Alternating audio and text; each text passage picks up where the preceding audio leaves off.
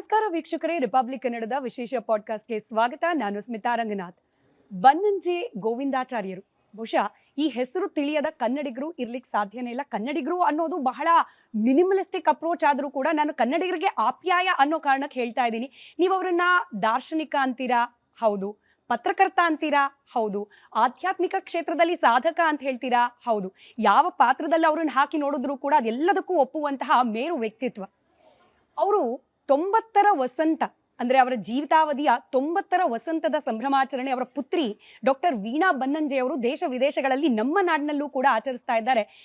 ಪುತ್ರಿ ಅನ್ನೋದು ಕೇವಲ ಅವರಿಗೆ ಒಂದು ಗುರುತಷ್ಟೇ. ವೀಣಾ ಬನ್ನಂಜೆ ಅವ್ರ ಬಗ್ಗೆ ನಿಮಗೂ ಚೆನ್ನಾಗಿ ಗೊತ್ತಿದೆ. ಅವ್ರ ಬಗ್ಗೆನೂ ವಿಶೇಷವಾದ ಇಂಟ್ರಡಕ್ಷನ್ನ ಅವಶ್ಯಕತೆ ಇಲ್ಲ. ಅವ್ರ ಮಾತುಗಳು ಪ್ರತ್ಯಕ್ಷವಾಗಿ ಪರೋಕ್ಷವಾಗಿ ಅನೇಕರಿಗೆ, ಯಾರೆಲ್ಲ ಗುರಿಯನ್ನ ಅರಸಿ ಹೊರಟಿದ್ದಾರೆ, ಸಾಧನೆಯ ಗುರಿಯನ್ನ ಅರಸಿ ಹೊರಟಿದ್ದಾರೆ, ಅವರಿಗೆ ವೀಣಾ ಬನ್ನಂಜೆಯವರು ಪ್ರತ್ಯಕ್ಷವಾಗಿ ಪರೋಕ್ಷವಾಗಿ ಗುರುವಿನ ಸ್ಥಾನದಲ್ಲಿ ನಿಂತಿರುವವರು. ಇದು ಕೇವಲ ಒಬ್ಬ ಪುತ್ರಿಯಾಗಿ ತಂದೆಯ ಬಗ್ಗೆ ಮಾತನಾಡ್ಲಿಕ್ಕೆ ಇವತ್ತು ನಮ್ಮ ಜೊತೆ ಸ್ಟುಡಿಯೋದಲ್ಲಿಲ್ಲ. ಬದಲಾಗಿ ಜೀವನ ಅಂದರೆ ಏನು, ಜೀವನದ ಗುರಿ ಅಂದರೆ ಏನು, ಗುರಿ ಮುಟ್ಲಿಕ್ಕೆ ಗುರುಗಳ ಅವಶ್ಯಕತೆ ಎಷ್ಟಿರುತ್ತೆ, ಬೇಸಿಕಲಿ ನಮ್ಮ ಗುರುತಿ ಏನು, ದೇವರು ಯಾರು, ದೇವರಿಗೆ ಸಂಬಂಧಪಟ್ಟ ಆಚರಣೆಗಳು ಎಂಥದ್ದು, ಧರ್ಮ ಏನು, ಹೀಗೆ ನಿಮ್ಮಲ್ಲಿರುವ ಅನೇಕ ಪ್ರಶ್ನೆಗಳಿಗೆ ಬಹುಶಃ ಉತ್ತರವನ್ನು ಹುಡುಕ್ಲಿಕ್ಕೆ ಅಥವಾ ಉತ್ತರವನ್ನು ಕಂಡುಕೊಳ್ಳಿಕ್ಕೆ ಇವರಿಗಿಂತ ಶ್ರೇಷ್ಠ ವ್ಯಕ್ತಿ ಅಥವಾ ಸೂಕ್ತ ವ್ಯಕ್ತಿ ಇನ್ಯಾರು ಇರ್ಲಿಕ್ಕೆ ಸಾಧ್ಯ. ಹೀಗಾಗಿನೇ ಇವತ್ತು ನಮ್ಮ ಈ ಸ್ಟುಡಿಯೋಗೆ, ಈ ವಿಶೇಷ ಪಾಡ್ಕಾಸ್ಟ್ಗೆ ವಿಶೇಷ ಅತಿಥಿಯಾಗಿ ನಿಮ್ಮೆಲ್ಲರ ಪರವಾಗಿ ನಾನು ಡಾಕ್ಟರ್ ವೀಣಾ ಬನ್ನಂಜೆ ಅವರನ್ನ ಆತ್ಮೀಯವಾಗಿ ಹಾಗೆ ಗೌರವಪೂರ್ವಕವಾಗಿ ಬರಮಾಡ್ಕೊಳ್ತಿದ್ದೀನಿ. ನಮಸ್ಕಾರ, ಕಾರ್ಯಕ್ರಮಕ್ಕೆ ಸ್ವಾಗತ. ನಮಸ್ಕಾರ. ನಮಸ್ಕಾರ, ಎಲ್ಲರಿಗೂ ನಮಸ್ಕಾರ. ಈ ಆಧ್ಯಾತ್ಮ ಅನುಸಂಧಾನ ಇದ್ರೆಲ್ಲದ್ರ ಬಗ್ಗೆ ಮಾತನಾಡ್ತಾ ಇಡೀ ಕಾರ್ಯಕ್ರಮದ ಮೂಲ ಉದ್ದೇಶ ಇರೋದೇನೆ ಬನ್ನಂಜೆ ಗೋವಿಂದಾಚಾರ್ಯರ 90ರ ಸಂಭ್ರಮ, ವಸಂತ ಸಂಭ್ರಮ. ನೀವು ಮಗಳಾಗಿ ಅಪ್ಪನನ್ನ ಕಂಡಿದ್ದು ಆ ಜರ್ನಿಯಿಂದ ಪ್ರಾರಂಭ ಮಾಡ್ತೀನಿ. ನಮ್ಗೆಲ್ಲರಿಗೂ ಕೂಡ ನಮ್ಮ ತಂದೆಗಳು ಸೂಪರ್ ಹೀರೋಗಳೇನೆ. ಬಟ್ ಎಲ್ಲ ತಂದೆಗಳಂತೆ ನನ್ನ ತಂದೆಯಲ್ಲ. He's beyond that. ಒಬ್ಬ ಗುರುವಿನ ಸ್ಥಾನ ಅಥವಾ ಬಿಯಾಂಡ್ ಗುರು ಅಂತ ಅನಿಸಿದ್ದು ಯಾವಾಗ ತಮಗೆ? ನನಗೆ ಹಾಗೆಲ್ಲ ಒಂದು ವ್ಯಾಖ್ಯಾನಗಳಿಲ್ಲ ನನ್ನ ಅಪ್ಪನ ಬಗ್ಗೆ.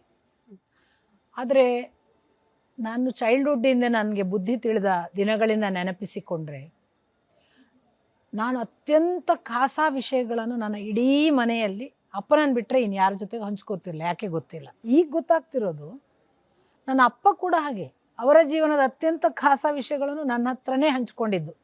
ಆ ಥರದ ಒಂದು ಇಂಟಿಮೆಸಿ ಡೆಫಿನೆಟ್ಲಿ ಇತ್ತು. ನಾವು 6 ಮಕ್ಕಳಲ್ಲಿ ನನ್ನನ್ನು ಬಿಟ್ಟರೆ ಅವನು ತೀರಿಕೊಂಡ ಅಪ್ಪ ಹೋಗೋದಕ್ಕೆ 12 ದಿನದ ಮೊದಲು.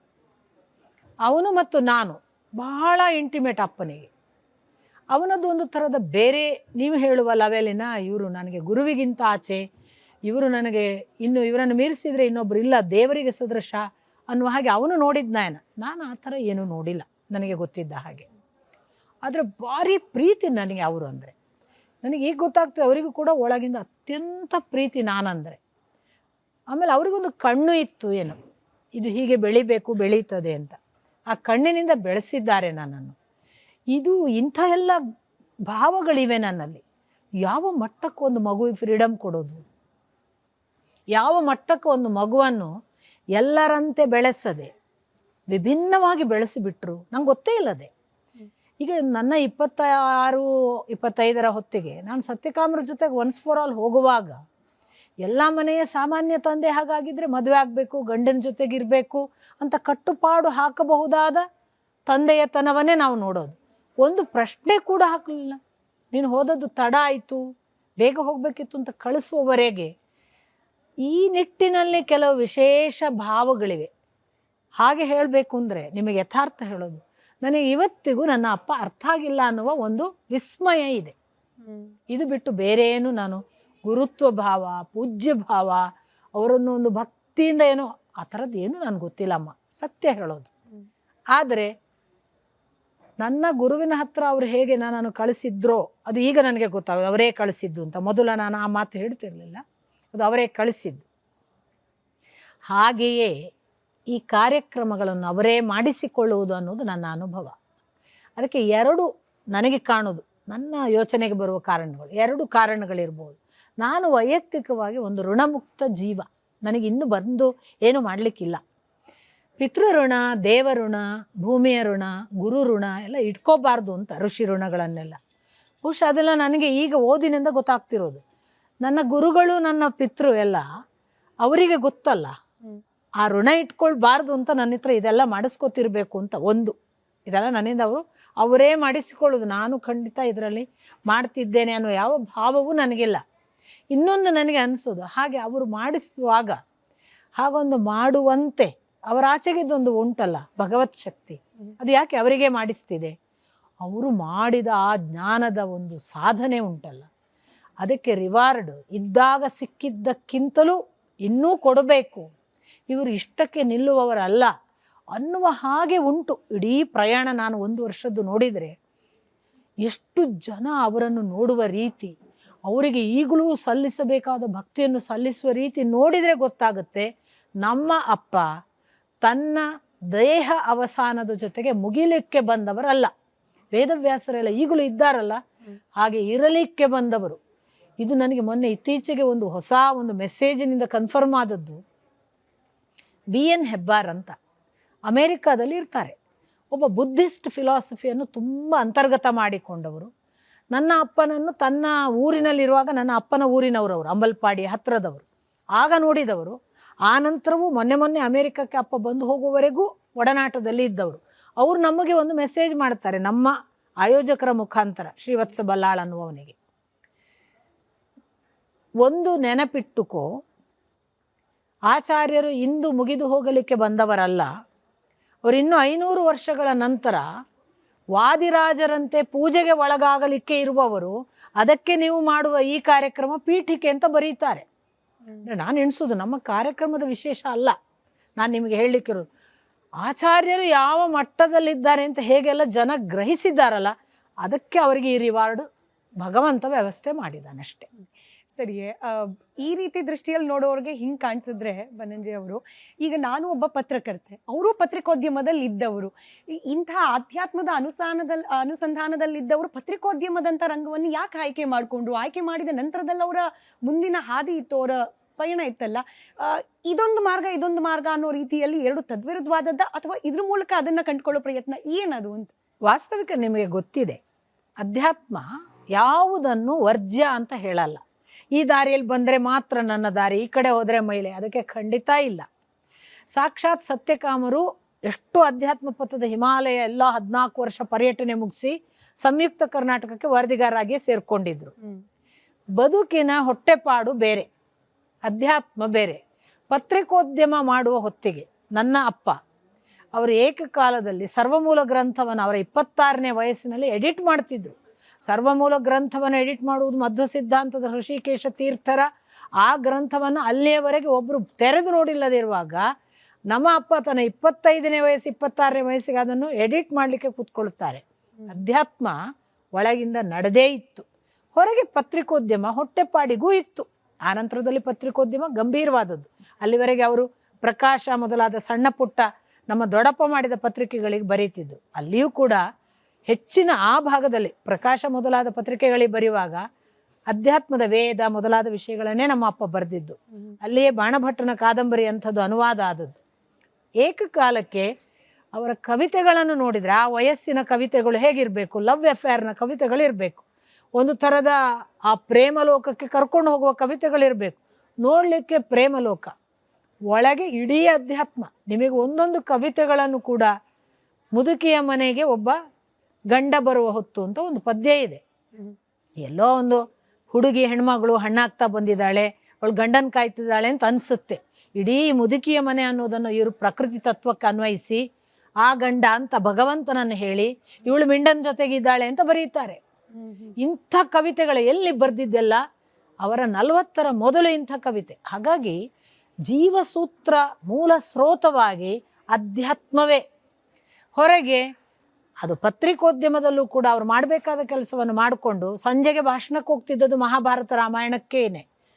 ಅಂದರೆ ಒಬ್ಬ ಅಧ್ಯಾತ್ಮ ಜೀವಿಗೆ ಹೀಗೆ ಮಲ್ಟಿ ಡೈಮೆನ್ಷನಲ್ ಫೆಸೆಟ್ಸಲ್ಲಿ ತನ್ನನ್ನು ತಾನು ಎಕ್ಸ್ಪೋಸ್ ಮಾಡ್ತಾನೆ ತನ್ನ ರೂಟಿನ ಒಳಗೆ ಇರೋಕ್ಕೆ ಗೊತ್ತಿದೆ ಅನ್ನೋದಕ್ಕೆ ನಮ್ಮ ಅಪ್ಪ ಒಳ್ಳೆ ಸಾಕ್ಷಿ. ಎಲ್ಲ ಮಾಡ್ತಿದ್ರು. ಪತ್ರಿಕೆಯಲ್ಲಿ ಅವರು ಸಿನಿಮಾ ಅಂಕಣ ಬರೀತಿದ್ರು, ರಾಜಕೀಯ ಅಂಕಣ ಬರೀತಿದ್ರು, ವೇದಾಂತ ಬರೀತಿದ್ರು, ಕಾದಂಬರಿ ಕವಿತೆ ಮೊದಲಾದವುಗಳನ್ನು ರಚಿಸ್ತಿದ್ರು, ಏಕಕಾಲಕ್ಕೆ ವಿಮರ್ಶೆ ಮಾಡ್ತಿದ್ರು, ಸಾಮಾಜಿಕ ಲೇಖನಗಳನ್ನು ಮಾಡ್ತಿದ್ರು, ಯಾರೋ ಸತ್ತ ವರದಿಯೂ ಮಾಡ್ತಿದ್ರು. Multi facets. ಒಂದು ಪತ್ರಿಕೋದ್ಯಮದಲ್ಲಿ ಮಾತ್ರ ಅಷ್ಟು ವ್ಯಾಪಕವಾಗಿ ತನ್ನನ್ನು ತೋರ್ಸಕ್ಕೆ ಬರೋದು. ಒಬ್ಬ ಸತ್ಯಕಾಮರು ಅದಕ್ಕೆ ಆ ಪತ್ರಿಕೋದ್ಯಮನ ಆಯ್ಕೆ ಮಾಡ್ರು. ಯಾಕಂದರೆ ಮಲ್ಟಿಫ್ಯಾಸೆಟ್ಸ್ನಲ್ಲಿ ಇರೋದುಂಟಲ್ಲ, ಅಧ್ಯಾತ್ಮದಲ್ಲಿರುವವನಿಗೆ ಬಹಳ ಪ್ರಿಯವಾದ ವಿಷಯ. ಎಲ್ಲಕ್ಕೂ ಹೋಗಿ ಯಾವುದರೊಳಗೂ ಅಂಟಿಕೊಳ್ಳದೆ ಇದರೊಳಗೆ ಉಳಿಬೇಕು ಅನ್ನೋನಿಗೆ ಪತ್ರಿಕೋದ್ಯಮ ಒಳ್ಳೆಯ ಮಾದರಿ. ಅದನ್ನು ಬೆಸ್ಟ್ ನಡೆದು ತೋರಿಸೋರು ನಮ್ಮ ಅಪ್ಪ ಸತ್ಯಕಾಮರು. ಸರಿ, ಇದೇ ರಂಗದಲ್ಲಿದ್ದರೂ ಕೂಡ ಬಹಳ ಮುಕ್ತವಾಗಿ ನಾನು ಈ ಮಾತನ್ನು ಕೇಳ್ತಾ ಇದ್ದೀನಿ. ಇತ್ತೀಚಿನ ಪತ್ರಿಕೋದ್ಯಮದ ವ್ಯಾಖ್ಯಾನಗಳು ಅಥವಾ ಪತ್ರಿಕೋದ್ಯಮ ಕ್ಷೇತ್ರ ಹೇಗೆ ಎವಾಲ್ವ್ ಆಗಿದೆ ಅದನ್ನು ಗಮನಿಸ್ತಾ ತಾವು ತಮ್ಮ ತಂದೆ ಪತ್ರಕರ್ತರಾಗಿದ್ದ ಅವಧಿಯನ್ನು ತುಲನೆ ಮಾಡಿ ಹೇಳೋದಾದರೆ ಬದಲಾವಣೆ ಅನ್ನೋದು ಸಕಾರಾತ್ಮಕವಾಗಿ ಅಥವಾ ಇವಾಲ್ವ್ ಅನ್ನೋದು ಸಕಾರಾತ್ಮಕವಾಗಿ ಆಗಿದೆ ಅಂತ ಅನ್ನಿಸ್ತಾ ಇದೆಯಾ? ಇದರಲ್ಲಿ ಯಾವುದೇ ದೋಷಗಳನ್ನು ಹೇಳ್ತೇನೆ ಅಂತ ಭಾವಿಸಬಾರ್ದು. ಆಗಕ್ಕೂ ಈಗಕ್ಕೂ ಅಜಗಜಾಂತರ. ನಾನೇ ನನ್ನ ದೊಡ್ಡಪ್ಪ ಕೂಡ ಬಹಳ ಹಿರಿಯ ಪತ್ರಕರ್ತರು. ಅವರು ಬನ್ನಂಜೆ ರಾಮಾಚಾರ್ಯರು. ಮೊದಲು ಅವರು ಪತ್ರಿಕೋದ್ಯಮ, ಆಮೇಲೆ ನಮ್ಮ ಅಪ್ಪನನ್ನು ಅವರು ಕರ್ಕೊಂಡಿದ್ದು. ಇನ್ಫ್ಯಾಕ್ಟ್ ಉದಯವಾಣಿಗೆ ಹೋದಾಗ ಅವರು ಸಂಪಾದಕರು, ಮೊದಲು ನಮ್ಮ ಅಪ್ಪ ಉಪಸಂಪಾದಕರು ಪ್ರಾರಂಭ ಮಾಡಿದ್ದು. ಆ ಕಾಲದಿಂದ ನಾನು ನನ್ನ ದೊಡ್ಡಪ್ಪನನ್ನು ನೋಡಿರೋದು. ಒಬ್ಬ ಬಂದುಬಿಟ್ಟು, ನಾವೇ ಒಂದು ದಿವಸ ಕಣ್ಣಾರೆ ನೋಡಿದ್ದಿದ್ದು, ನನ್ನ ದೊಡ್ಡಪ್ಪನಿಗೆ ಒಬ್ಬ ಬಂದುಬಿಟ್ಟು, ಸರ್ ಅಲ್ಲಿ ಇಂಥದ್ದೊಂದು ಘಟನೆ ಆಗ್ತಿದೆ ಬನ್ನಿ, ನೀವು ವರದಿ ಮಾಡಿ ಅಂತ ಜೀಪ್ ತೊಗೊಂಬಂದಿದ್ದ. ನಮ್ಮ ದೊಡ್ಡಪ್ಪ ಅವ್ರದ್ದೊಂದು ಕಪ್ಪು ಪರ್ಸ್, ಅದನ್ನು ಹೀಗೆ ಹಿಡ್ಕೊಳ್ಳೋರು, ಕಂಡಕ್ಟರ್ ಪರ್ಸ್ ಥರದ್ದು ಹಿಂಗೆ ಹಿಡ್ಕೊಳ್ಳೋರು. ಕಚ್ಚೆ ಹಾಕಿದ ಒಂದು ದೋತ್ರದ ಬಿಳಿ ಶರೀರ ಅವ್ರದ್ದು, ಬಿಳಿ ದೋತ್ರ, ಬಿಳಿ ಖಾದಿ ಶರ್ಟ್ ಹಾಕಿದ್ರು, ಚಪ್ಪಲಿ ಏರಿಸಿದ್ರು. ನೀನು ನಿನ್ನ ಗಾಡಿಯಲ್ಲಿ ಮುಂದೆ ಹೋಗಯ್ಯ, ನಾನು ನಡ್ಕೊಂಡು ಬರ್ತೇನೆ ಅಂದರು. ದೊಡ್ಡಪ್ಪ ನೀವೇ ಗಾಡೀಲಿ ಹೋಗಲಿಲ್ಲ ಅಂತ ನಾವು ಕೇಳಿದ್ರೆ ನಮ್ಮ ದೊಡ್ಡಪ್ಪ ಹೇಳಿದರು, ಅವನ ಗಾಡಿಯಲ್ಲಿ ಹೋದರೆ ಅವನಿಗೆ ಬೇಕಾದ ಹಾಗೆ ಬರಿಬೇಕಾಗುತ್ತೆ, ನಾನು ನಡ್ಕೊಂಡೇ ಹೋಗಿ ವರದಿ ಮಾಡೋದು. ಇದು ಒಂದು ಕಾಲದ ಮನೋಧರ್ಮ. ಆಮೇಲೆ ನಮ್ಮ ಅಪ್ಪನಿಗಾಗುವಾಗ ಪತ್ರಿಕೋದ್ಯಮ ಯಾವ ಸ್ವಾತಂತ್ರ್ಯ ಒಬ್ಬ ಟ್ಯಾಲೆಂಟೆಡ್ ಪತ್ರಿಕೆ ಮಾಡಬಲ್ಲ ಸಂಪಾದಕನಿಗೆ ಕೊಡ್ಬೋದು ಅನ್ನೋದಕ್ಕೆ ಮಣಿಪಾಲ್ ಪೈಗಳನ್ನು ನಮ್ಮ ಅಪ್ಪನ ಆತ್ಮನಿವೇದನೆ ಓದಿದರೆ ಗೊತ್ತಾಗುತ್ತೆ. ಸಂಬಳವನ್ನು ಅವ್ರು ಎಷ್ಟು ರಜೆ ಹಾಕಿದ್ರು ಸಂಬಳ ಕೊಡಬೇಕು ಅಂತ ಒಂದು ಆದೇಶ ಮಾಡಿದರು. ಅವರು ಯಾವ ಹೊತ್ತಿಗೆ ಬೇಕಾದ್ರೆ ಬರಲಿ, ಅವ್ರಿಗೆ ಅಟೆಂಡೆನ್ಸ್ ಇಲ್ಲ ಅಂತ ಆದೇಶ ಮಾಡಿದರು. ಯಾಕೆ ಅಂದರೆ ಅವರ ಪ್ರತಿಭೆಗೆ ಗೌರವ ಸಲ್ಲಬೇಕು. ಅವರು ಎಂಥ ಪ್ರತಿಭಾನ್ವಿತರಿದ್ದಾರೆ, ಅವರನ್ನು ನಾವು ಬಿಡಬಾರ್ದು. ನನ್ನ ಅಪ್ಪ ತಿಂಗಳಲ್ಲಿ 3 ದಿನ ಅಟೆಂಡ್ ಆದರೆ 30 ದಿನ ಸಂಬಳ ಕೊಟ್ಟಿದ್ದಾರೆ. ನನ್ನ ಅಪ್ಪ ಒಂದೇ ಒಂದು ಲೇಖನವನ್ನೂ ಕೂಡ ರಚನೆ ಮಾಡದೆ, ಆವತ್ತು ಯಾವನೋ ಒಬ್ಬ ಅಸಿಸ್ಟೆಂಟ್ ರೆಡಿ ಮಾಡಿದ್ದು, ಅವರ ಉಪಸಂಪಾದಕ ನಿತ್ಯಾನಂದ ಪಡ್ರೆ ಅವರು ರೆಡಿ ಮಾಡಿದರೆ, ಇವತ್ತು ಇದನ್ನೇ ಹಾಕು ಅಂತ ಹೇಳಿದರೆ ಆಕ್ಸೆಪ್ಟ್ ಮಾಡಿದ್ದಾರೆ. ಎಂತೆಂಥ ಘನ ಸಂದರ್ಭಗಳಲ್ಲಿ ಪತ್ರಿಕೋದ್ಯಮದ ಒಳಗೆ ನಿಂತು ಒಂದು ಸಂದರ್ಭ, ಹೊರಗೆ ಮುಸಲ್ಮಾನರು ಒಂದು ಗಾಡೀಲಿ ಬರ್ತಾರೆ, ಇಡೀ ಪ್ರೆಸ್ ಸುಡ್ತೀವಿ ಅಂತ. ಮೊದಲು ಪೈಗಳು ಕರೆದು ಕೇಳೋದು ನಿತ್ಯಾನಂದ ಪಡ್ರೆ ಅವರನ್ನು, ಈ ಲೇಖನ ಪಬ್ಲಿಷ್ ಮಾಡಲಿಕ್ಕೆ ಅನುಮತಿ ಕೊಟ್ಟವರು ಯಾರು? ಬನ್ನಂಜಿಯವರು. ಹಾಗಾದ್ರೆ ಅವರು ಸರಿಯೇ ಕೊಟ್ಟಿರ್ತಾರೆ. ಅಪ್ಪ ಇಲ್ಲ ಕೇಳಕ್ಕೆ, ಅಪ್ಪ ಎಲ್ಲೋ ಭಾಷಣಕ್ಕೆ ಹೋಗಿದ್ದಾರೆ. ಈ ಲಾರಿಯವರಿಗೆ ಹೋಗಿ ಪೈಗಳು ಹೇಳಿರೋದು, ಆ ಲೇಖನವನ್ನು ನಾವು ಓದಿ ನಿಮ್ಮ ವಿರುದ್ಧ ಇಲ್ಲ ಅಂತ ಗೊತ್ತಿದ್ದು ಪ್ರಕಟಿಸಿದ್ದೇವೆ. ಇದು ಮಾತಾಡೋದು ಅಪ್ಪನನ್ನು ಮನಸ್ಸಲ್ಲಿ ಇಟ್ಟುಕೊಂಡು, ಅವರೇನು ಓದಿಲ್ಲ, ಪ್ರಕಟಿಸಿದ್ದೇವೆ. ನೀವು ಅದರಲ್ಲಿ ಇದು ದೋಷ ಅಂತ ಇಳಿದು ಬಂದು ಒಂದು ದೋಷ ತೋರಿಸಿ ಆಮೇಲೆ ನಾನು ಪ್ರೆಸ್ಸಿಗೆ ನಾನೇ ಬೆಂಕಿ ಕೊಡ್ತೇನೆ ಅಂತ ಪೈಗಳು ನಿಂತು ಬಿಡ್ತಾರೆ. ಇಂಥದ್ದೆಲ್ಲ ಅಪ್ಪನಿಗೆ ಕೊಟ್ಟ ಸಪೋರ್ಟು. ಅಪ್ಪ ಯಾವಾಗಲೂ ಅದನ್ನು ಹೇಳ್ತಾರೆ, ಸಂಬಳ ಕೊಡಲೇಬಾರದು. ಅಂಥ ಹೊತ್ತಿನಲ್ಲಿ ಸಂಬಳ, ಕೆಲಸ ಮಾಡಬೇಕಾದ ಅವಧಿಯಲ್ಲಿ ಯಾವ ಹಾಜರಿ ಇಲ್ಲದೆ, ಅಂದರೆ ಆ ಲೆವೆಲ್ ಆಫ್ ಒಬ್ಬ ಟ್ಯಾಲೆಂಟೆಡ್ ಇದ್ದವನನ್ನು ಕಳ್ಕೊಬಾರ್ದು. ಪತ್ರಿಕೋದ್ಯಮದಲ್ಲಿ ಅವನು ಬೇಕು ನಮಗೆ ಅಂತ ಉಳಿಸಿಕೊಂಡದ್ದಕ್ಕೆ ಬಹುಶಃ ಇನ್ನೊಂದು ಉದಾಹರಣೆ ನಿಮಗೆ ಎಲ್ಲರೂ ಗೊತ್ತಿರ್ಬೋದು, ನಂಗಂತೂ ಗೊತ್ತಿಲ್ಲ. ನಿಜವೇ, ಪತ್ರಕರ್ತರು ಒಂದು ಸೈಡನ್ನು ತಗೊಳ್ಬಾರ್ದು ಅನ್ನೋದಿದೆ. ಸತ್ಯ ಅಂತ ಗೊತ್ತಿದ್ರೂ ಕೂಡ ಸುದ್ದಿಯನ್ನು ಸುದ್ದಿಯಾಗಿ ತಲುಪಿಸ್ಬೇಕು, ಇದೇ ಸತ್ಯ ಅಂತ ಹೇಳೋದು ಪತ್ರಕರ್ತರ ಧರ್ಮ ಅಲ್ಲ ಅನ್ನೋದು ಇದೆ. ಹಾಗೆ ನೋಡಿದಾಗ ಬಹಳ ನೇರವಾಗಿ ನಿಖರವಾಗಿ ಬರೆಯುವ ಪತ್ರಕರ್ತರು ಅಥವಾ ಸುದ್ದಿಯನ್ನು ತಲುಪಿಸುವ ಪತ್ರಕರ್ತರು ಅಂತ ನಾವು ಯೋಚನೆ ಮಾಡಿದಾಗ ಸಹಜವಾಗಿ ತಂದೆಯವರು ಕೂಡ ಈ ವ್ಯಾಖ್ಯಾನವನ್ನು ನೀವು ನಂಬ್ತೀರಾ? ಅಂದರೆ ಸತ್ಯ ಅಂತ ಗೊತ್ತಿದ್ರೂ ಕೂಡ ಸತ್ಯವೇ ಅಂತ ಹೇಳಿ ಬರಿಬಾರ್ದು, ನೀವು ಕೇವಲ ಸುದ್ದಿಯನ್ನು ತಲುಪಿಸ್ಬೇಕು ಅನ್ನೋದು. ಬಹುಶಃ ತಂದೆಯವರು ನಿಮ್ಮ ಹತ್ರ ಈ ಬಗ್ಗೆ ಏನಾದರೂ? ನನ್ನ ತಂದೆ ಆತ್ಮನಿವೇದನೆಯಲ್ಲಿ ತಾನು ಪತ್ರಿಕೋದ್ಯಮ ನಡೆದ ಬಗ್ಗೆ, ತನಗೆ ಬಂದಂತಹ ಸವಾಲುಗಳು, ಸತ್ಯ ಹೇಳಬೇಕಾದಾಗ ಅದನ್ನು ಪ್ರಕಟಿಸಬೇಕಾದಾಗ ನಿಲ್ಲಿಸಲಿಕ್ಕೆ ಹೊರಟವರು ಎಲ್ಲವನ್ನು ಹೇಳ್ಕೊಂಡಿದ್ದಾರೆ. ಒಂದು ಸಂದರ್ಭ ಮಠದ ವಿಷಯದಲ್ಲಿ ಬರುತ್ತೆ, ಅಷ್ಟಮಠದ ವಿಷಯದಲ್ಲಿ ಒಂದು ಸಾಕ್ಷಿಯಾಗಿ ನಮ್ಮ ಅಪ್ಪ ಹೋಗ್ತಾರೆ. ಜಡ್ಜ್ಮೆಂಟ್ ನಮ್ಮ ಅಪ್ಪ ಸಾಕ್ಷಿಯಾದ ಮಠದ ಪರವಾಗಿ ಬರುತ್ತೆ. ಪ್ರಕಟಣೆ ಮಾಡಬಾರ್ದು ಅಂತ ಪೈಗಳಿಗೆ ಒತ್ತಾಯ ಬರುತ್ತೆ ಇನ್ನೊಂದು ವಲಯದ ಮಠಗಳಿಂದ. ಪೈಗಳು ಹೇಳೋದು ಒಂದೇ ವಿಷಯ, ಆಚಾರ್ಯರೇ ಅದು ನೀವು ಸತ್ಯ ಹೇಳಿ ಸಾಕ್ಷಿ ಸಹಿತವಾಗಿ ಬಂದಂತಹ ಪ್ರಕಟಣೆ, ಜಡ್ಜ್ಮೆಂಟ್, ಇದರಲ್ಲಿ ಮುಲಾಜಿಲ್ಲ, ಇದು ನಿಮ್ಮ ಪರವೂ ಅಲ್ಲ ನನ್ನ ಪರವೂ ಅಲ್ಲ, ಇದು ಸತ್ಯದ ಪರ ಪ್ರಕಟಣೆ ಆಗಬೇಕು. ಇಂಥ ಅನುಭವಗಳನ್ನೆಲ್ಲ ಅಪ್ಪ ಹಂಚ್ಕೊಳ್ತಾರೆ. ಅಪ್ಪ ಹೇಳ್ತಾರೆ, ನಮ್ಮ ಪತ್ರಿಕೋದ್ಯಮದಲ್ಲಿ ಪೈಗಳು ಸತ್ಯಕ್ಕೆ ಎಷ್ಟು ಫೋನ್ ಕೆಳಗಿಟ್ಬಿಟ್ರಂತೆ, ಮಠಗಳಿಂದ ಫೋನ್ ಬರುವುದು ಹೆಚ್ಚಾದ ಮೇಲೆ ಸುದ್ದಿ ಫುಲ್ ಜಡ್ಜ್ಮೆಂಟ್ ಪ್ರಕಟಿಸಬಾರ್ದು ಅಂತ ಅವರದ್ದು ರಿಕ್ವೆಸ್ಟ್, ಅವರ ಮಠದ ಬಗ್ಗೆ ಏನೇನೋ ಬರೆದಿರ್ತಾರಲ್ಲ ಅದಕ್ಕೆ. ಪೈಗಳು ನಮ್ಮ ಅಪ್ಪನನ್ನು ಕರೆದು ಹೇಳಿದ್ರಂತೆ, ಇಡೀ ಪ್ರಕಟವಾಗಬೇಕು, ಒಂದು ಬಿಡದೆ, ಏನು ಮುಲಾಜಿಲ್ಲ, ನೀವು ಆ ಜಡ್ಜ್ಮೆಂಟನ್ನು ಒಂದು ಅಕ್ಷರ ಬಿಡದೆ ಪ್ರಕಟಿಸಿ, ಪತ್ರಿಕೆಗೆ ಏನಾಗ್ತದೆ ನಾನು ನೋಡ್ಕೋತೀನಿ ಅಂತ. ಮತ್ತು ಫೋನ್ ಬಂದ, ಫೋನ್ ತೆಗೆದು ಎಂಗೇಜ್ ಟೋನ್ ಬರುವ ಹಾಗೆ ಇಟ್ಟಿದ್ರು ಅಂತ. ಈ ಮಟ್ಟಕ್ಕೆ ಸತ್ಯ ಪ್ರಕಟಣೆಗೆಲ್ಲ ನನ್ನ ತಂದೆ ಮಾತ್ರ ಅಲ್ಲ, ಪೈಗಳು ಆ ಮಟ್ಟದ ಇದನ್ನು ಒಂದು ಪ್ರೋತ್ಸಾಹವನ್ನು ಕೊಟ್ಟಿದ್ರು ಅಂತ ಅಪ್ಪ ದಾಖಲಿಸ್ತಾರೆ. ಪತ್ರಕರ್ತರು ಅನ್ನೋದರ ಜೊತೆಗೆ ಬರಹಕಾರರು ಕೂಡ. ಇತ್ತೀಚೆಗೆ ದಿನಗಳಲ್ಲಿ ಬರವಣಿಗೆ ಅಥವಾ ಓದುವಿಕೆ ಅಂತಂದ್ರೆ ಜ್ಞಾನಾರ್ಜನೆ ಅನ್ನೋದಕ್ಕಿಂತ ಹೆಚ್ಚಾಗಿ ಮನರಂಜನೆ ಅನ್ನೋ ಆಯಾಮ. ಇತ್ತೀಚೆಗೆ ಬರೆಯೋರ ಸಂಖ್ಯೆ ಕೂಡ ಆ ಆಯಾಮದಲ್ಲೇ ಬರೆಯೋರು, ಓದುವವರ ಸಂಖ್ಯೆ ಕೂಡ ಅದೇ ಆಯಾಮದಲ್ಲಿ. ಎಲ್ಲರೂ ಅಂತಲ್ಲ ನಾನು ಹೇಳ್ತಿಲ್ಲ, ಬಟ್ ನಾವು ಓದಿದ್ರು ಕೂಡ ಅದರಲ್ಲಿ ಒಂದಷ್ಟು ಮನರಂಜನೆ ಆಗಬೇಕು, ಬರೆಯೋ ವಿಚಾರ ಕೂಡ ಮನರಂಜನೆ ಆಯಾಮದಲ್ಲಿ. ಇದ್ರ ಬಗ್ಗೆ ಏನು ಹೇಳ್ತೀರಿ? ಬರವಣಿಗೆ ಅನ್ನೋದು ಒಬ್ಬ ಬರಹಗಾರನ ಜವಾಬ್ದಾರಿಯನ್ನು, ಒಬ್ಬ ಓದುಗನ ಜವಾಬ್ದಾರಿಯನ್ನು? ಅಲ್ಲಲ್ಲ, ಇದು ಓದುಗನ ಜವಾಬ್ದಾರಿ, ಬರವಣಿಗೆಯ ಜವಾಬ್ದಾರಿಯನ್ನು ಬಿಟ್ಟು ನಾನು ನನ್ನ ತಂದೆ ವಿಷಯ ಹೇಳೋದಾದರೆ ನಿಮಗೆ, ಬರವಣಿಗೆಯ ಮಟ್ಟಕ್ಕೆ ಹತ್ರ 120 ಪುಸ್ತಕಗಳನ್ನು ನಮ್ಮ ಅಪ್ಪ ಬರೆದಿದ್ದಾರೆ, ಕನ್ನಡ ಸಂಸ್ಕೃತ ಎಲ್ಲ ಸೇರಿ. ಒಂದೇ ಒಂದು ಪುಸ್ತಕ ಅವರು ಅಧ್ಯಾತ್ಮ ಅಲ್ಲದ್ದು ಬರೀಲ್ಲ. ಆಶ್ಚರ್ಯ ಆಗಲ್ವಾ? ಅವರ ಯಾವುದೋ ಲೇಖನಗಳ ಸಂಗ್ರಹಗಳು ಅವು ಇವೆಲ್ಲ ಪತ್ರಿಕೆಯಲ್ಲಿ ಬಂದವುಗಳು ಪುಸ್ತಕ ಮಾಡಿದ್ದಾರೆ ಇತ್ತೀಚೆಗೆ.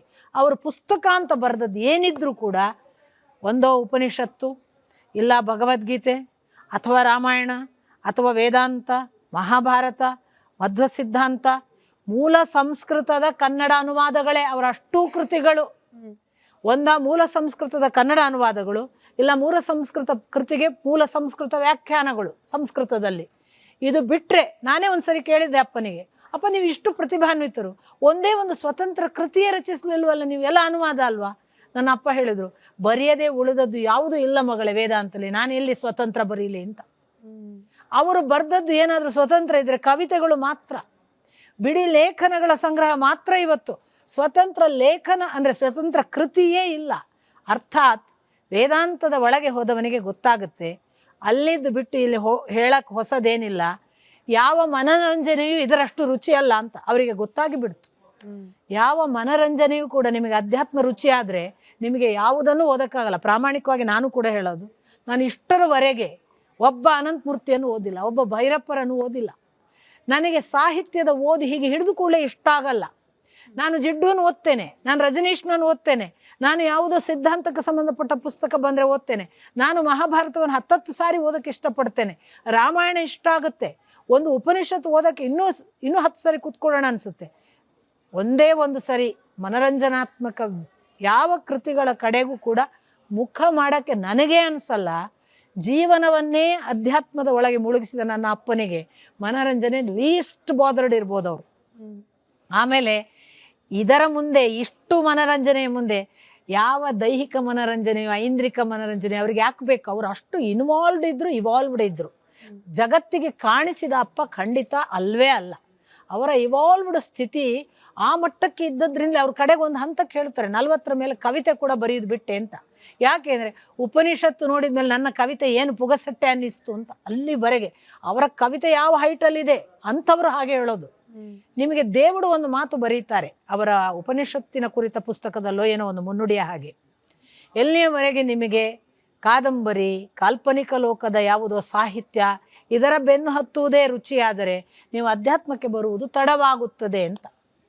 ಆದ್ದರಿಂದ ಇವರಿಗೆ ಬಹುಶಃ ಅಧ್ಯಾತ್ಮದಲ್ಲಿ ಇದ್ದದ್ರಿಂದ ಆ ಕಡೆ ನೋಡಬೇಕು ಅನಿಸಿರ್ಲಿಕ್ಕಿಲ್ಲ. ಅವರೊಂದು ಬೇರೆ ಸ್ಥಿತಿ. ಅವರು ನೀವು ಹೇಳುವ ಮನರಂಜನೆಯ ಬರವಣಿಗೆ ಬರೆದವರೇ ಅಲ್ಲ, ಅವರಿಗೆ ಅದರ ಬಗ್ಗೆ ವ್ಯಾಖ್ಯಾನ ಕೂಡ ಬೇಕಿಲ್ಲ. ಅವರು ಮುಳುಗಿದ್ದೆಲ್ಲ ಭಗವಂತನ ರುಚಿಯಲ್ಲಿ. ಆ ರುಚಿ ಸಿಕ್ಕವನಿಗೆ ಇನ್ಯಾವುದು ರುಚಿ ಆದೀತು? ನಿಜವೇ. ಓದುಗರ ಸಂಖ್ಯೆನೇ ಕಡಿಮೆ ಆಗ್ತಿದೆ, ಓದುವವರ ಅಭಿರುಚಿ ಬಗ್ಗೆ ಕೂಡ ಅನೇಕ ಚರ್ಚೆಗಳಾಗ್ತಾ ಇದೆ. ಇಂಥ ಕಾಲಘಟ್ಟದಲ್ಲಿ ಬನ್ನಂಜೆ ಗೋವಿಂದಾಚಾರ್ಯರ ರೀತಿಯ ಒಬ್ಬ ಬರಹಗಾರನ, ಬರೀ ಬರಹಗಾರರು ಅನ್ನೋದನ್ನ ದೃಷ್ಟಿಯಲ್ಲಿ ಇಟ್ಕೊಂಡು ಅವರ ಓದುವಿಕೆ ಎಷ್ಟು ಮುಖ್ಯ ಆಗುತ್ತೆ ನೋಡಿ. ಇವತ್ತು 120 ಕೃತಿಗಳಲ್ಲಿ 50 ಅಲಭ್ಯ. ನಮಗೆ ಒಂದರ ಮೇಲೆ ಒಂದು ಕಂಪ್ಲೇಂಟ್ ಬರುತ್ತೆ, ನಾವಲ್ಲ ಅದರ ಪ್ರಕಾಶನದ ವ್ಯವಸ್ಥೆ, ನಾವೆಂದು ಮಾಡಿಲ್ಲ. ಮಾಡ್ಲಿಕ್ಕೆ ಬಿಟ್ಟರೆ ಈ ಕ್ಷಣ ಎಲ್ಲ ಮಾಡ್ತೀವಿ, ಅದು ಬೇರೆ ವಿಷಯ. ಆದರೆ ಮಾಡಲಿಕ್ಕೆ ಬಿಟ್ಟರೆ ಅಂದಾಗ ನಾನು ಹೇಳೋದು ಅದು ಅವರವರ ಭಾವ, ಅವರವರ ಧರ್ಮ. ಯಾರೋ ಇಟ್ಕೊಂಡ್ಬಿಟ್ಟು ನಾನೇ ಮಾಡ್ತೀನಿ ಅಂದರೆ ಆಯ್ತಪ್ಪ ಅಂತ ಮಾಡಿ. ಅವರು ಮಾಡದೇ ಇರುವ 50 ಪುಸ್ತಕಗಳ ಬಗ್ಗೆ ಎಷ್ಟು ಕಾಲ್ ಈಗಲೂ ಬರ್ತದೆ ನಮಗೆ. ಆ ಪುಸ್ತಕ ಸಿಗ್ತಿಲ್ಲ, ಈ ಪುಸ್ತಕ ಸಿಗ್ತಿಲ್ಲ. ಇನ್ನೂ ಒಂದು ಬಹಳ ಮುಖ್ಯವಾಗಿ ನಾವು ಗಮನಿಸಬೇಕಾದ್ದು, ನಿಮಗೆ ಸಾರ್ವಜನಿಕ ಲೈಬ್ರರಿಗಳಲ್ಲೋ, ಸಿಕ್ಕಾಪಟ್ಟೆ ಮಾರ್ಕೆಟ್ ಆಗುವ ಪುಸ್ತಕಗಳ ಅಂಗಡಿಗಳಲ್ಲೋ ಆಚಾರ್ಯರು ಸಿಗಲಿಕ್ಕಿಲ್ಲ. ಆದರೆ ಇವತ್ತು ಕಾರ್ಪೊರೇಟ್ ಜಗತ್ತಿನ ವ್ಯೂವರ್ಸ್ ಹೈಯೆಸ್ಟ್ ನೋಡೋದು ನನ್ನ ತಂದೆಯನ್ನು. ಭಾರತದಲ್ಲಿ ಮತ್ತು ವಿದೇಶಗಳಲ್ಲೆಲ್ಲ ಭಾರತೀಯ ಪರಂಪರೆಯ ಶಾಸ್ತ್ರ ಕುರಿತಾದ ಉಪನ್ಯಾಸಗಳನ್ನು ಕೇಳಬೇಕಂದ್ರೆ ಅಪ್ಪನನ್ನು ಕೇಳಲಿಕ್ಕೆ ಶುರು ಮಾಡಿದವರು ಇನ್ನು ಉಳಿದವರ ಕಡೆ ಕಿವಿ ಕೂಡ ಹೊರಳಿಸೋದಿಲ್ಲ, ಅಷ್ಟು ಇದೆ ಸಮಗ್ರವಾಗಿ. ಅವರು ಉಪನಿಷತ್ತು ಹೇಳಲಿಲ್ವಾ, ಪುರಾಣ ಹೇಳಿಲ್ವಾ, ಮಧ್ವ ಸಿದ್ಧಾಂತ ಹೇಳಿಲ್ವಾ, ಅಥವಾ ಯಾವುದನ್ನು ಹೇಳಲಿಲ್ಲ, ಎಲ್ಲವನ್ನು ಹೇಳಿದ್ದಾರೆ. ಮತ್ತು ಅವರಷ್ಟು ಸಮಗ್ರವಾಗಿ, ಅವರು ಆಫ್ ಹ್ಯಾಂಡ್ ಒಂದು ಚೀಟ್ ಇಟ್ಕೊಳ್ಳಲ್ಲ. ಅದು ಗ್ರೇಟ್ನೆಸ್. ಯಾವುದೋ ಪುಸ್ತಕ ನೋಡಿ ಹೇಳಿದರೆ ನಿಮಗೆ ನಾನು ಹೇಳ್ಬೋದು ಅನಿಸಿಬಿಡುತ್ತೆ, ಈ ಮನುಷ್ಯನು ಎಲ್ಲಿಂದ ಬರುತ್ತೆ ಫ್ಲೋ ಅನ್ನುವ ಹಾಗೆ, ದೇವಲೋಕದಿಂದ ಹೇಳುವ ಹಾಗೆ ಓತಪ್ರೋತವಾಗಿ ಅವರ ಮಾತುಗಳು.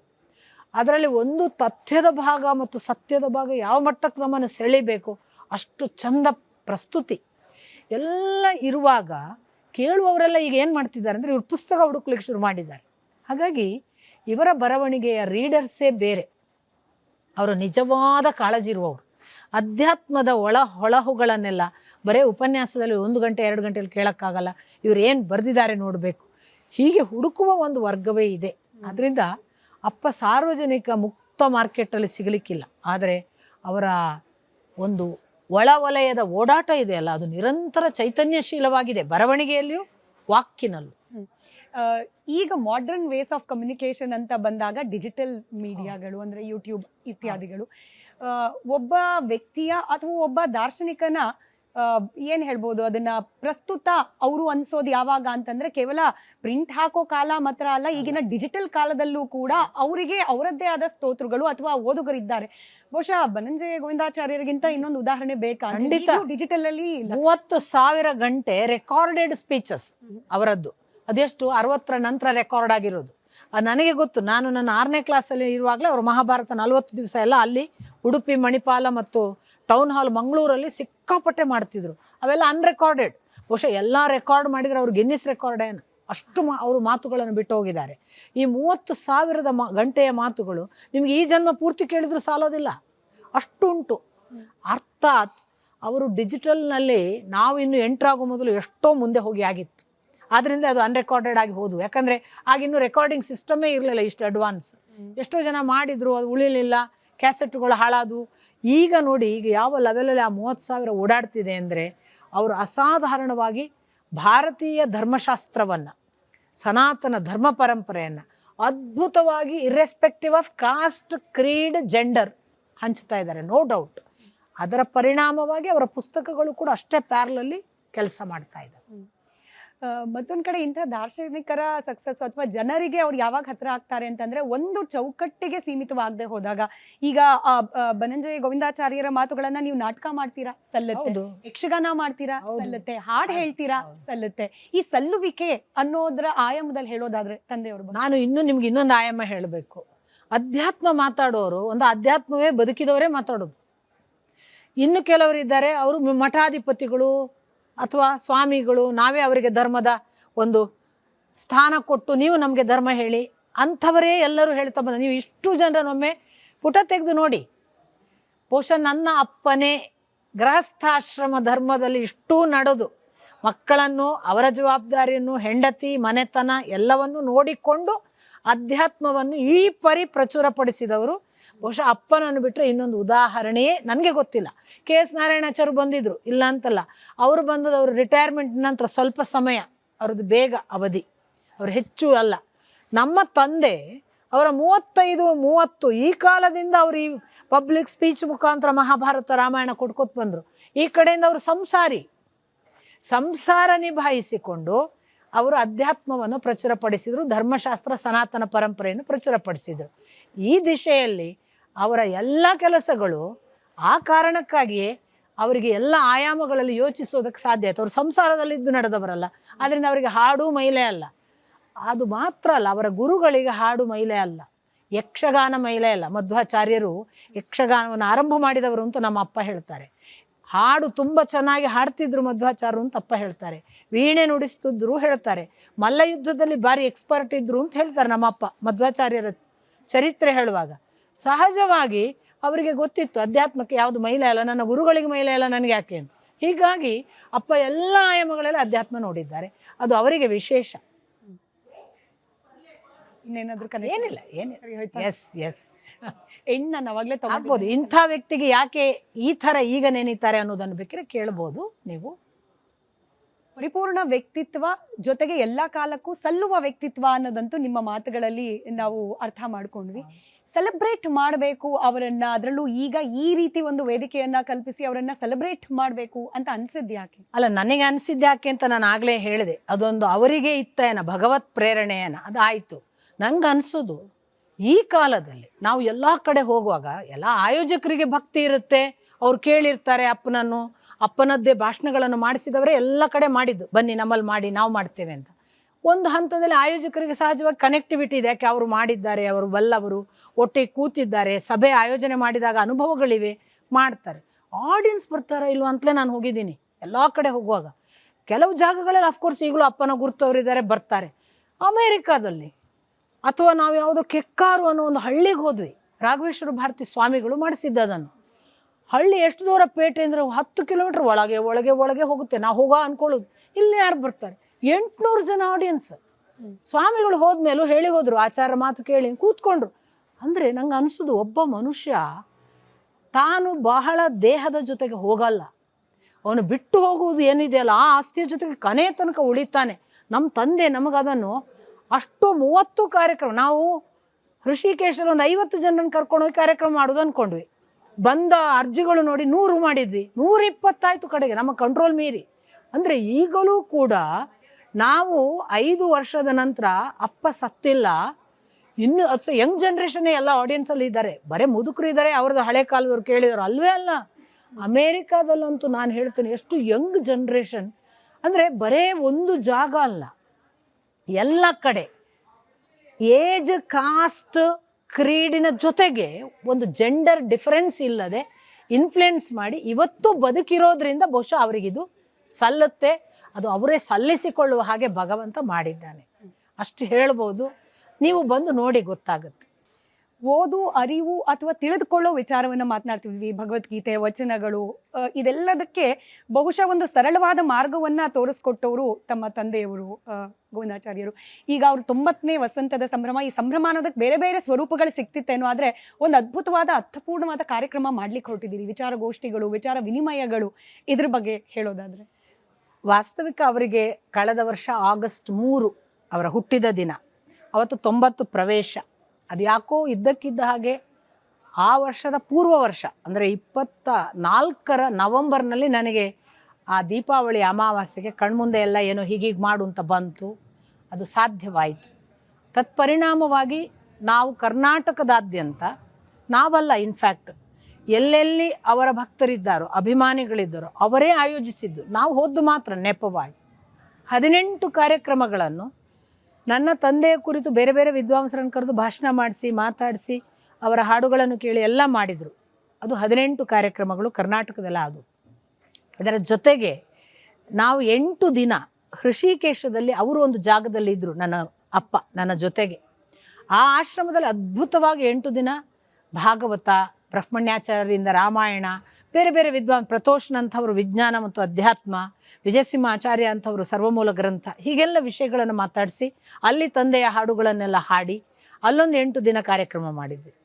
ನೀವೇ ಯಾಕೆ ಮಾಡ್ತೀರಿ, ನಾವು ಕೂಡ ಅವರ ಭಕ್ತರು ಅಂತೇಳಿ ಅಮೇರಿಕಾದವ್ರು ಕರೆದು ಅಲ್ಲಿ 4 ದಿವಸ, ಅದು ನ್ಯೂ ಜೆರ್ಸಿ, ಫೀನಿಕ್ಸ್, ಹ್ಯೂಸ್ಟನ್ ಮತ್ತು ಸ್ಯಾನ್ ಹ್ಯೂಸಲ್ಲಿ ಅಲ್ಲಿ 4 ದಿನ, ಒಟ್ಟು 30 ಕಾರ್ಯಕ್ರಮಗಳನ್ನು ಈ ಒಂದು ವರ್ಷದಲ್ಲಿ, ಅಂದರೆ ವರ್ಷಕ್ಕೆ ಎವರೇಜ್ 2 ದಾಟ್ತು, ನಾವು ಮಾಡಿದ್ವಿ. ಮಾಡಿ ಈಗ ಅದರ ಕನ್ಕ್ಲೂಷನ್ ನಾಡಿದ್ದು ಆಗಸ್ಟ್ 3ಕ್ಕೆ ಅವರಿಗೆ ಸಂಪೂರ್ಣ 90 3 ದಿನಗಳ ವೈಭವಯುತವಾದ ಕಾರ್ಯಕ್ರಮವನ್ನು ಗಾಯನ ಸಮಾಜದಲ್ಲಿ ಬನ್ನಂಜೆ ಗೋವಿಂದಾಚಾರ್ಯ ಪ್ರತಿಷ್ಠಾನದ ಮುಖಾಂತರ ನಾವು ಮಾಡ್ತಿದ್ದೀವಿ. ಮಲ್ಲೇಪುರಂ ಜಿ ವೆಂಕಟೇಶ್ ಕೂಡ ಅದರ ಒಬ್ಬ ಟ್ರಸ್ಟಿ, ಇನ್ನೂ 3 ಜನ ನಾವು ಒಟ್ಟು ಸೇರಿ, ನಾನು ಒಟ್ಟು 5 ಜನ ನಾವು ಟ್ರಸ್ಟೀಸ್. ನಮಗೆ ಅಪಾರವಾದ ಅಪ್ಪನ ಅಭಿಮಾನಿ ಬಳಗ. ಸುಮಾರು ಕರ್ನಾಟಕದ ಚಾತುರ್ಮಾಸ್ಯ ಇರೋದ್ರಿಂದ ಎಲ್ಲರೂ ಬರಲಿಲ್ಲ, ಇಲ್ಲರ ಕರ್ನಾಟಕದ ಅಷ್ಟೂ ಸ್ವಾಮೀಜಿಗಳು ಮತ ಧರ್ಮ ಭೇದ ಇಲ್ಲದೆ, ಮತಭೇದ ಇಲ್ಲ, ನಾವು ಅದು ಮಧ್ವ ಅಥವಾ ಇನ್ನೊಂದು ಅಂತ ಮಾಡಿಲ್ಲ. ಹಾಗೆಯೇ ನಾವು ಯಾವುದೇ ವಚನ ಪರಂಪರೆ, ಇನ್ಯಾವುದೋ ಯಾವ ಕಮ್ಯುನಿಟಿ ಸ್ವಾಮಿಗಳು ಭೇದ ಇಲ್ಲದೆ ಎಲ್ಲರನ್ನೂ ಕರೆದಿದ್ದೇವೆ. ಅನೇಕರು ಚಾತುರ್ಮಾಸ್ಯಕ್ಕೆ ಕೂತ್ಕೊಳ್ಳೋದ್ರಿಂದ ಬರಲ್ಲ. ಹಾಗಾಗಿ ಬಹುಶಃ ಕರ್ನಾಟಕದ ಅಷ್ಟು ಸ್ವಾಮಿಗಳ ಸಮಾಗಮ ಆಗ್ತಿತ್ತು. ಚಾತುರ್ಮಾಸ್ಯದ ಕಾರಣಕ್ಕಾಗಿ ಒಂದು 15 ಜನ ಸ್ವಾಮಿಗಳು ಬರ್ತಾರೆ. ಅದು ಉದ್ಘಾಟನೆಯ ದಿನ ಒಂದಿಷ್ಟು 8 ಜನ, ಮತ್ತೊಂದು 6-7 ಜನ ಕೊನೆಯ ದಿನ ಸಮಾರೋಪ 3ನೇ ತಾರೀಕು.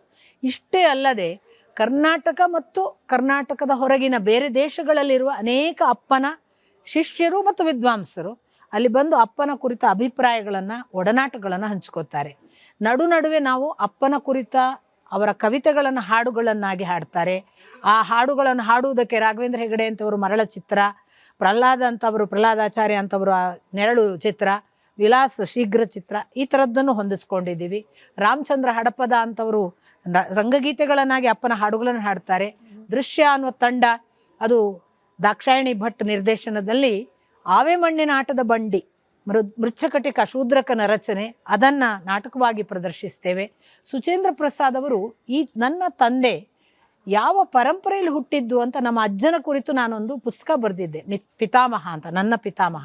ಅದನ್ನು ಸುಚೇಂದ್ರ ಪ್ರಸಾದ್ ನಾಟಕ ರೂಪಾಂತರ ಮಾಡಿ ಅವರೇ ಅಭಿನಯಿಸಿ ಅದೊಂದು ನಾಟಕ ಇದೆ. ಒಟ್ಟು ನಮ್ಮ ತಂದೆಯನ್ನು ಎಲ್ಲ ಆಯಾಮಗಳಲ್ಲಿ ಅವರ ಅಷ್ಟು ರಾಮಾಯಣ, ಮಹಾಭಾರತ, ಭಗವದ್ಗೀತೆ, ಉಪನಿಷತ್ ಈ ವಿಷಯವಾಗಿ ಚರ್ಚೆ ಮಾಡುವುದಕ್ಕೆ ಕರ್ನಾಟಕದ ಎಲ್ಲ ವಿದ್ವಾಂಸರು ಬರ್ತಾರೆ. ಎಚ್ ವಿ ನಾಗರಾಜರಾವ್, ಲಕ್ಷ್ಮೀಶ್ ತೋಳ್ಪಾಡಿ, ವಿಜಯ್ ಸಿಂಹ, ಕೃಷ್ಣರಾಜ್ ಕುತ್ಪಾಡಿ ಇವರೆಲ್ಲ ಬರ್ತಾರೆ. ಕೊನೆಯ ದಿನ ಸಮಾರೋಪದ ದಿವಸ ನಾವು ಬಹುಶಃ ಕರ್ನಾಟಕದ ಪ್ರಥಮ ಬಯೋಪಿಕ್ ಅಂತ ನಾವು ಭಾವಿಸಿದ್ವಿ. ನಮ್ಮ ತಂದೆಯ ಕುರಿತು 2.5 ಗಂಟೆಯ ಒಂದು ಫೀಚರ್ ಫಿಲ್ಮಿನಂತ ಬಯೋಪಿಕ್ ಮಾಡಿ ಪ್ರೆಸೆಂಟ್ ಮಾಡ್ತೀವಿ. ಅದು 3ನೇ ತಾರೀಕು. ಈ ಬಯೋಪಿಕ್ ವಾಸ್ತವಿಕ ನಾವು ಮಾಡುವಾಗ ಅಂದ್ಕೊಂಡದ್ದು ಇದು ಅಪ್ಪನಿಗೆ ಕರ್ನಾಟಕದಲ್ಲಿ ಬಹುಶಃ ಫಸ್ಟ್ ಟೈಮ್ ಅಂತ. ಆ ಬಳಿಕ ಗೊತ್ತಾಯಿತು ಭಾರತದ ಯಾವ ವಿದ್ವಾಂಸರದ್ದೂ ಕೂಡ, ಸಾಧು ಸಂತ ವಿದ್ವಾಂಸರದ್ದು ಕೂಡ ಇಲ್ಲಿಯವರೆಗೆ ಆ ಥರದ ಡಾಕ್ಯುಮೆಂಟ್ರಿ ಆಗಿದೆ, ಫೀಚರ್ ಫಿಲ್ಮ್ ಥರ ಪ್ರಥಮ ಅನ್ನುವ ಒಂದು ಕ್ರೆಡಿಟ್ ಕೂಡ ನಮ್ಮ ಅಪ್ಪನ ಸಿನಿಮಾಕ್ಕೆ ಇದೆ. ಎಲ್ಲವನ್ನು ನಾವು 3 ದಿನ ಗಾಯನ ಸಮಾಜದ ಬೆಂಗಳೂರಿನ KR ರೋಡಿನಲ್ಲಿರುವ ಗಾಯನ ಸಮಾಜದಲ್ಲಿ ಆಯೋಜಿಸ್ತಿದ್ದೇವೆ. ಬೆಳಿಗ್ಗೆ 8ರಿಂದ ರಾತ್ರಿ 8ರವರೆಗೆ ಊಟೋಪಚಾರದ ಸಹಿತ ಎಲ್ಲರೂ ಬರಬೇಕು. ನಿಮಗೂ ಕೂಡ ಇಲ್ಲಿಂದಲೇ ಆಮಂತ್ರಣ. ನಿಮ್ಮ ಎಲ್ಲ ತಿಳ್ಕೊಳ್ಬೇಕು ಅನ್ನೋ ಆಸಕ್ತಿ ಇರುವವರಿಗೆ ಮಾರ್ಗಗಳ ಅನೇಕ, ಹಾಡಿನ ಮೂಲಕವೂ, ನಾಟಕದ ಮೂಲಕವೂ, ಯಕ್ಷಗಾನದ ಮೂಲಕವೂ, ಚಲನಚಿತ್ರದ ಮೂಲಕವೂ ಕೂಡ ತಿಳ್ಕೊಳ್ಳಿಕ್ಕೆ ಅವಕಾಶ. ಹೌದು, ಇವನ್ ವಿಮರ್ಶೆಯ ವಾಕ್ಗಳು ಇವೆ. ನಿಜ. ಹೌದು, ಈ ಥರ ಇದೆ. ಸೊ ಅದು ಒಂದು ಬಹುಶಃ ಭಾರತದಲ್ಲಿ 90 ಒಬ್ಬ ಸತ್ತ ನಂತರ, ಕಾಲವಾದ ನಂತರ 5 ವರ್ಷಗಳ ಬಳಿಕ ಈ ಮಟ್ಟದ ಕರ್ನಾಟಕದಾದ್ಯಂತದ ಕಾರ್ಯಕ್ರಮ, ವಿದೇಶದ ಕಾರ್ಯಕ್ರಮ ಎಲ್ಲವೂ ಪ್ರಥಮ ಅಂತ ಹೇಳ್ತಾರೆ. ಪಿಕ್ಚರು ಪ್ರಥಮ ಅಂತ ಗೊತ್ತಿಲ್ಲ, ಅಪ್ಪ ನಮ್ಮಿಂದ ಮಾಡಿಸ್ಕೊಂಡಿದ್ದಾರೆ. ಅವರು ಮಾಡಿದ ಕೆಲಸಕ್ಕೆ ಅದು ಭಗವಂತ ವ್ಯವಸ್ಥೆ ಮಾಡಿದ ಅವರಿಗೆ ಕೊಟ್ಟಿರುವ ರಿವಾರ್ಡ್ ಅಂತ ನಾವು ಭಾವಿಸಿ ನಮ್ಮ ಕೈಂಕರ್ಯ ಮಾಡ್ತಿದ್ದೇವೆ. ಕಾರ್ಯಕ್ರಮ ಯಶಸ್ವಿ ಆಗ್ಲಿ ಅಂತ ಹೇಳಿ ನಾವು ಕೂಡ ಆಶಿಸ್ತೀವಿ. ಅದರಲ್ಲಿ ಭಾಗವಾಗುವ ಅವಕಾಶ ನಮ್ಮ ವೀಕ್ಷಕರಿಗೂ ಕೂಡ ಸಿಗ್ಲಿ ಅಂತ ಆಶಿಸ್ತಾ ಮತ್ತೊಮ್ಮೆ ಧನ್ಯವಾದ. ಖಂಡಿತ ಬನ್ನಿ.